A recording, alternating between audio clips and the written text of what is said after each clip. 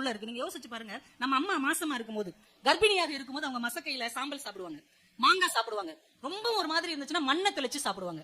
நம்ம முதலில் நமக்கு ஊட்டப்பட்ட உணவு நம்ம அம்மா சாப்பிட்ட மண்ணுதான் என்பதை நாம உணர்ந்து கொள்ள வேண்டும். முதல்ல நமக்குள்ள போனது மண்ணுதான். அதனாலதான் நம்ம குழந்தைய தவழும் போது காம்ப்ளான் சாப்பிடறதுக்கு முன்னாடி, பூஸ்ட் சாப்பிடறதுக்கு முன்னாடி இந்த மண்ணை அள்ளி நாம தின்றுக்கோம். ஏன்னா அது நம்ம கருவறையில் இருக்கும் போதே சாப்பிட்ட டேஸ்ட். நம்ம குழந்தைய பிறந்த வீட்டுல இருந்து புகுந்த வீட்டுல கொண்டு வந்து தொட்டில் கட்டும் போது அங்க இருந்து கொஞ்சம் மண்ணை எடுத்துட்டு வந்து அந்த தொட்டிலோட கட்டி வச்சிருப்பாங்க. ஏன்னா அந்த மண்ணின் வாசனை இந்த குழந்தைக்கு தேவைப்படும் என்பது நம்ம அம்மாவுக்கு தெரியும். நம்ம தவழ்ற வயசுல மண் அள்ளி சாப்பிடுவோம். சைக்கிள் பழகிற வயசுல கீழே டொம்முன்னு விழுந்து இந்த இடத்துல சராய்க்கும். உடனே நம்ம டாக்டரையோ நர்ஸையோ தேட மாட்டோம். கப்புனு இவ்வளவு மண் அள்ளி அந்த காயத்துல ஒட்டிட்டு எங்கள் காயத்தை இந்த மண் ஆற்றும் என்கின்ற உண்மையை அந்த சிறு வயதிலேயே நம்ம உணர்ந்திருந்தோம். அப்படியே வளர்ந்து வர்ற காலத்துல நமக்கு ஏதாவது ஒரு திறமை இருந்து பக்கத்து வீட்டுக்காரங்க பொறாமப்பட்டாங்கன்னு நம்ம என்ன செய்வாங்க, அவங்க காலடி மண் எடுத்து நமக்கு திருஷ்டி சுத்தி போடுவாங்க. அதையும் தாண்டி நமக்கு காய்ச்சல் வந்துருச்சு, உடம்புக்கு முடியலன்னா கோயில்ல போய் வேண்டிக்கிட்டு மண் சோறு சாப்பிடுவாங்க. யாரா